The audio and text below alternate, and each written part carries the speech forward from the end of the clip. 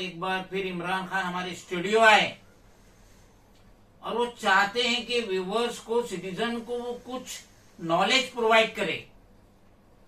Cast validity certificate के मुतालिक कुछ इंफॉर्मेशन दे, क्योंकि सिटीजन को पता नहीं है कास्ट सर्टिफिकेट कहाँ बनता है, उसकी वैलिडिटी की क्या अहमियत है और क्या क्या रिक्वायरमेंट है, डॉक्यूमेंट्स के रिक्वायरमेंट है। तो मैं रिक्वेस्ट करूंगा इमरान खान से कि व्यूवर्स को फ्रंट में आके इसके मुतालिक इंफॉर्मेशन दे के उनकी नॉलेज में इजाफा करें। मिस्टर खान, आप बताइए कि व्यूवर्स को, सिटीजन को आप क्या इंफॉर्मेशन देना चाहते हैं?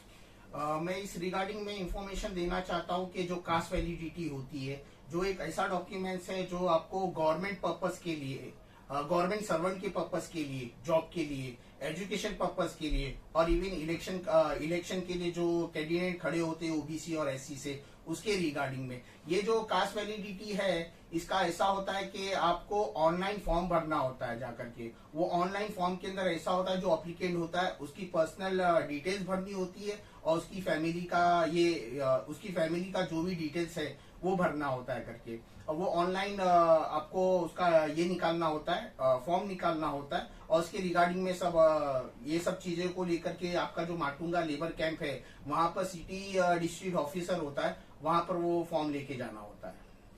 मिस्टर खान, आप व्यूवर्स को बताइए कि ये जो डॉक्यूमेंट्स की क्या जरूरत पड़ती है कास्ट वैलिडिटी सर्टिफिकेट के लिए, जरा इन डिटेल में बताइए। ये जो कास्ट वैलिडिटी के लिए जो डॉक्यूमेंट्स होते हैं, उसके अंदर बहुत से ऐसे डॉक्यूमेंट्स होते हैं जो ओल्ड डॉक्यूमेंट्स होते हैं। पहले तो मैं आपको ये बताना चाहूंगा कि जो कास्ट वैलिडिटी के अंदर होता है, तो उसके अंदर जो अप्लीकेंट होता है और फादर होता है या ग्रैंड फादर होता है, इन तीनों की कास्ट सर्टिफिकेट बहुत जरूरी होती है कास्ट वैलिडिटी के लिए। और दूसरी चीज ये हो जाती है कि उस कास्ट वैलिडिटी के अंदर जो अप्लीकेंट होता है उसकी स्कूल लिविंग होनी चाहिए, कॉलेज लेटर होता है, कॉलेज एक फॉर्म 50A देता है, उसका आपका स्कूल लिविंग होनी चाहिए। और प्लस उसके अंदर ये होता है उसके फादर की स्कूल लिविंग और फादर का कास्ट सर्टिफिकेट। अगर ग्रैंडफादर का स्कूल लिविंग और कास्ट सर्टिफिकेट है तो बहुत अच्छा है। और उसके अंदर प्लस सबसे ज्यादा ओबीसी हो या एससी हो, तो ओबीसी के लिए 1967 का कोई रेसिडेंशियल प्रूफ होना चाहिए, या उसके ग्रैंडफादर का जो 1967 का ओबीसी में उनका जो स्कूल लिविंग होता है, जहां पर कास्ट मेंशन किया जाता है ओबीसी में, जो भी वो समाज से है करके, वो बहुत इंपॉर्टेंट होता है। Same thing for SC. SC के लिए ये है कि 1952 का आपके पास रेसिडेंशियल प्रूफ होना चाहिए और प्लस उसके अंदर स्कूल लिविंग होनी चाहिए करके। उस रेसिडेंशियल प्रूफ के अंदर जरूरी नहीं है कि आपके पास प्रॉपर्टी रिगार्डिंग डॉक्यूमेंट्स है, इलेक्शन कार्ड है, जो भी डॉक्यूमेंट्स आपको सिटी ऑफिस डिस्ट्रिक्ट बोलता है वो आपको प्रोवाइड करना पड़ता है। और इसके अंदर सबसे बड़ी चीज ये हो जाती है कि जितने भी डॉक्यूमेंट्स होते हैं, इसकी आपका जो भी हाई अथॉरिटी पर्सन होता है गवर्नमेंट डिपार्टमेंट का, वो उसको वेरीफाई करता है हर डिपार्टमेंट से। आपका अगर राशन कार्ड हुआ, स्कूल लिविंग हुआ, प्रॉपर्टी रिगार्डिंग हो गया, वो हर चीज वेरीफाई होने के बाद में ही कास्ट सर्टिफिकेट इशू होता है।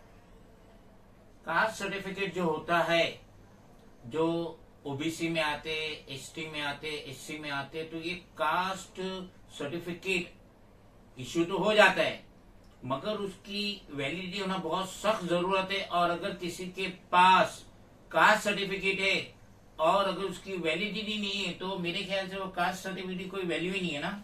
नहीं, ऐसा नहीं होता है। अगर कास्ट सर्टिफिकेट है तो वो जो स्कूल और कॉलेज के अंदर वो उसको प्रोवाइड कर सकता है, लेकिन फॉर फर्दर, मैंने जैसे आपको बताया, फॉर फर्दर एजुकेशन जो उनका रिजर्वेशन कोटा होता है ओबीसी या एससी का, उसके लिए वो आपको जो कास्ट सर्टिफिकेट बना है उसको प्रॉपर वैलिड कर करके आपका जो रिजर्वेशन कोटा जो भी है ओबीसी के लिए, जो भी गवर्नमेंट ने प्रोवाइड किया है, उसके लिए वैलिडिटी बहुत कंपलसरी है। जो कास्ट सर्टिफिकेट होती है वो स्कूल के अंदर, कॉलेज के अंदर प्रोवाइड करना पड़ता है, जिससे ये होता है कि वो ये समाज से है, ओबीसी से कि एससी से।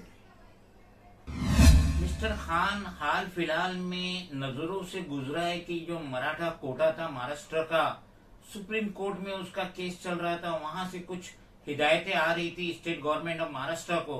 तो ये सब क्या झमेला है, जरा व्यूअर्स को डिटेल में बताइए। देखिए, जैसे बीच में ये आया था कि मराठा समाज जो ओपन में आते हैं उनको कास्ट सर्टिफिकेट प्रोवाइड किया जाए, लेकिन वो कास्ट सर्टिफिकेट को अब जो भी है कलेक्टर्स वो प्रोवाइड नहीं कर रहे, और उसके बिहाफ पर उन्होंने इनको ईडब्ल्यूएस दे दिया। जो भी ओपन से है, मुस्लिम समाज से है, जो भी ओपन में आते हैं उनको ईडब्ल्यूएस दिया जाता है, जिसको इकोनॉमिक वीकर सेक्शन कहा जाता है। तो उसके अंदर ऐसा हो जाता है कि अगर ओपन को है, और ये तो हमारे संविधान का ये है कि जो भी स्टूडेंट्स हैं उनको एजुकेशन के अंदर स्कीम और बेनिफिट तो मिलना चाहिए, तो भले वो ओपन से हो, ओबीसी से हो कि एससी से हो करके।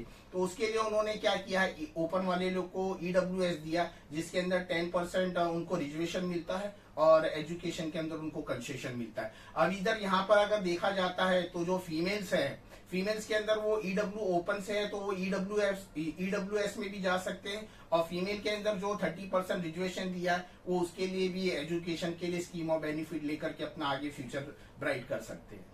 मिस्टर खान, भले ही ये वीडियो वायरल होने के बाद हमारे व्यूअर सिटीजन ऑफ इंडिया काफी जानकारी ले चुके होंगे, लेकिन अगर फिर भी वो अगर आपसे कांटेक्ट करना चाहते हैं मजीद जानकारी के लिए, तो क्या आप अपना मोबाइल नंबर और एड्रेस उनको मुहैया करेंगे?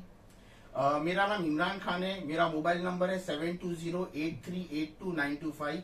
मेरा एड्रेस है opposite DCB bank, Hasnabad, near Ranjirwadi, mount road, Mazgaon, Mumbai number 10।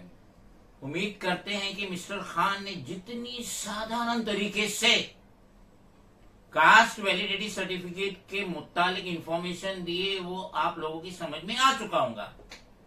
मजीद अगर कोई जानकारी चाहिए तो आप कमेंट्स भी कर सकते हैं, और साथ ही साथ मिस्टर खान ने अपना मोबाइल नंबर भी दिए या उनका कांटेक्ट एड्रेस है, मजगांव मुंबई में है, और वहां जाकर उनसे मिल भी सकते हैं। तो हम उम्मीद करते हैं कि सिटीजन को इस न्यूज से काफी अच्छी इंफॉर्मेशन मिली होगी।